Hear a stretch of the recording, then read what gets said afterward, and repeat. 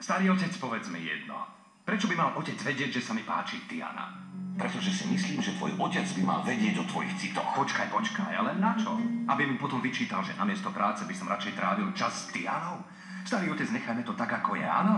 Pavlo, sú isté veci, o ktorých sa treba s rodičmi porozprávať. A to je jedna z nich. Starý otec, nech sa to dozvie, keď to bude 100%, keď to bude oficiálne. Dobre? Toto je posledné tvoje slovo? Áno. Stačí.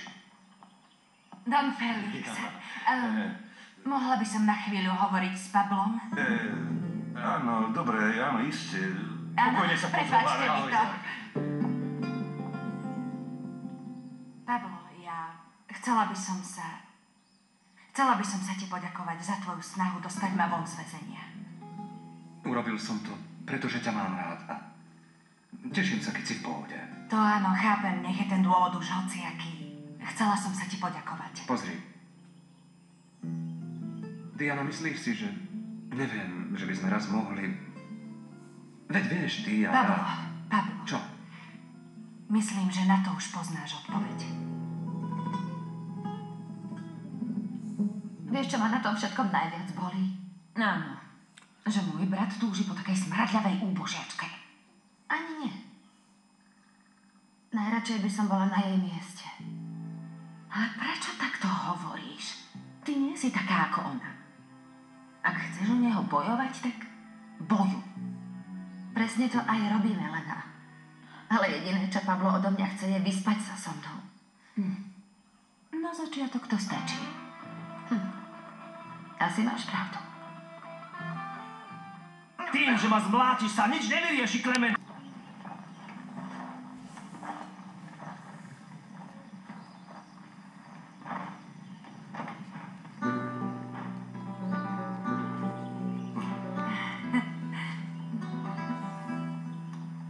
Som šťastný, že ťa tu vidím.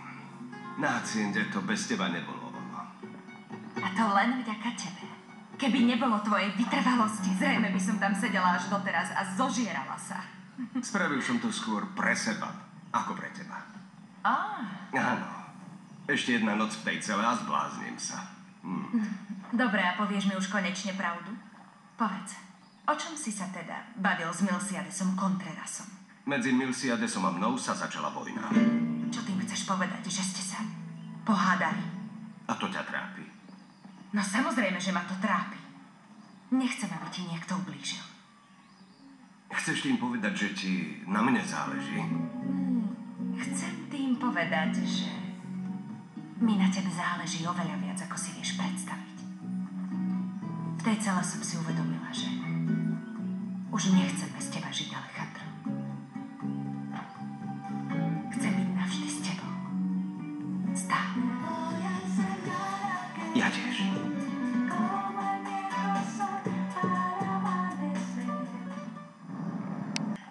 Ako dobre, že si sa vrátila. Keď som sa to dozvedela, hneď som ťa musela ísť pozdraviť. Všetci sme takí šťastní, že si späť. Nož, ďakujem, ale ja som ešte šťastnejšia, že som tu. Všetko mi chýbalo. Pasienky, práca, pot, zvieratá, ale dosť. Viem si predstaviť. Ale, drahá, na niečo sa spýtam. Máš aspoň nejakú predstavu, kto ti mohol tak podlo ublížiť? Nie. Neviem, ale niečo sa mi predsa zdá čudné. Prečo zrazu taká náhla zmena? Prečo sa o mňa tak zaujímate?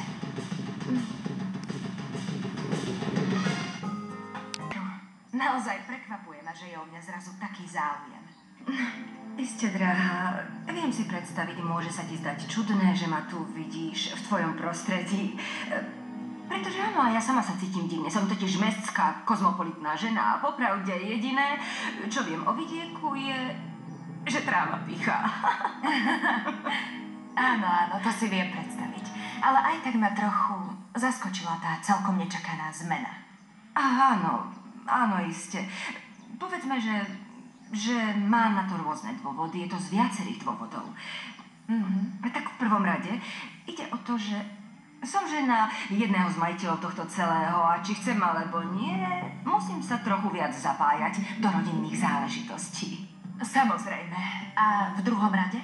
Jasné, ale to najdôležitejšie je, že Alejandro ma niečím poveril. Požiadal ma, aby som prijala úlohu gazdinej v tejto domácnosti. Pretože, ako isto chápeš, po tom, čo sa stalo Isabel, deti potrebovali niekoho, kto by sa o ne postaral. A v tomto dome zjavne chýba ženská ruka. Jasné. Áno, viem si predstaviť, že vy ste tá najvhodnejšia osoba, ktorá by mala zaujať to miesto. Áno, už tak si to aspoň myslí Alejandro. No, ja si to nemyslím, nie, ale aj tak som to prijala so všetkou láskou a úctou, pretože v posledných mesiacoch som si jeho deti veľmi obľúbila. Tak som sa s nimi zblížila, predovšetkým s Pablom. A skutočne sme sa skamarátili. A prezradil mi, že je do teba veľmi, ale veľmi zamilovaný. To vám povedal? Áno, ale nevysvetľuj si to zle, slniečko. Prosím ťa. Prezradil mi to, lebo som pre ňoho niečo ako... No, povedzme niečo ako náhradná mama. Preto bol ku mne taký úprimný. A ja som si to dovolila povedať tebe, aby som ti položila jednu otázku. Ako žena žene. Drahá, cítiš k nemu to isté? Ale no tak. Na túto otázku vám bohužiaľ nebudem môcť odpovedať. A to z toho dôvodu, že môj súkromný život oddelujem od práce. Keby ste sa ma opýtali na niečo, čo sa týka haciendy, tak odpoviem na všetko, ale o mojom súkromí by som radšej nehovorila.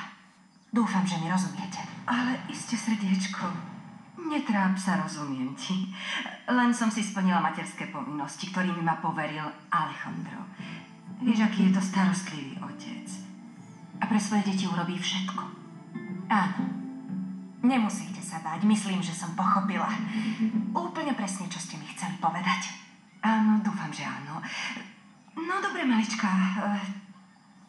Tak ja už pôjdem. Len by som ťa chcela poprosiť o malilinkú láskavosť. Nezabúdaj, aké city má k tebe Pablo. Je to nesmierne úprimný, veľmi dobrý a hlavne veľmi citlivý chlapec. Tak mu neublíž, prosím ťa. No, už te nechám pracovať, Dianita.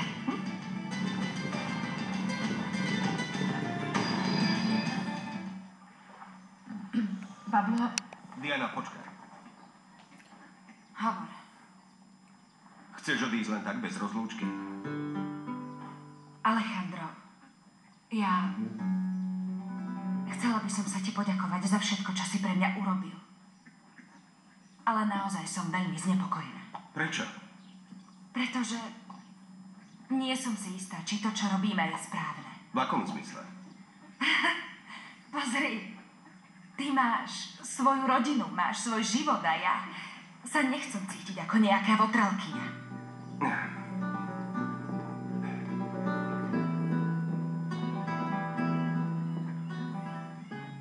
Ak je to len kvôli deťom, tak ti niečo sľúbim.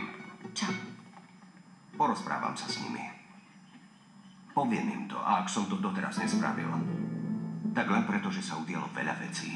Pozri sa na mňa, prisahám ti, že sa s nimi porozprávam. Oni s tým nikdy nebudú súhlasiť. Prosím ťa, nepredbiehaj. Tak v poriadku. Ale Pablo je... Pablo bude mať z toho radosť určite ako prvý.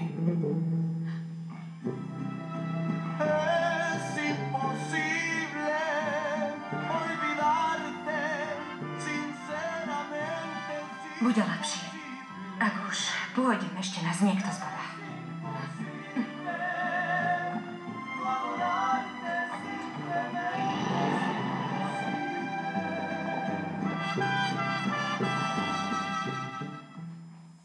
Čo si o tom myslíš, otec?